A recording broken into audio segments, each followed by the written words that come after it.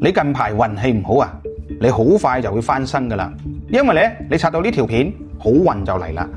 留低好運連連4個字啦。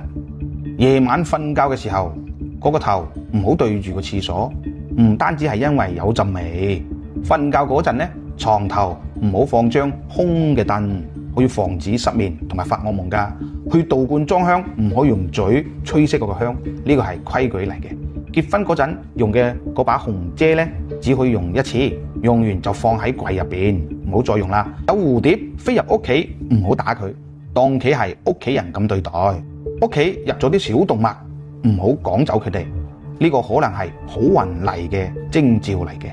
夜晚聽到貓叫啊，千祈唔好望佢，更加唔好行埋去理佢。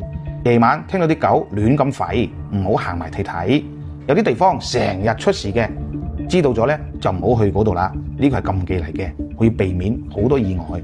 唔好問點解，照住咗就得啦。師傅祝你好運連連。視頻中邀請到許羅業道長，係江西龍虎山天師一脈65代道長李大明嘅嫡傳弟子，現職無為浙江省蘭溪市道教協會2025屆協會成員，浙江省蘭溪市道教宮殿碧雲殿常駐道長，廣東省深圳市寶安區龍王廟常駐道長，亦受邀為香港特別行政區慈山寺2025年元旦蓮花燈叩神法會道長代表。許羅業老師長期致力於傳播道教文化，喺道教法術、奇門遁甲同風水等領域有獨樹一幟嘅技術同技巧。許羅業道長向港澳台甚至海外人士廣泛招生，如想進一步了解，請聯繫我哋。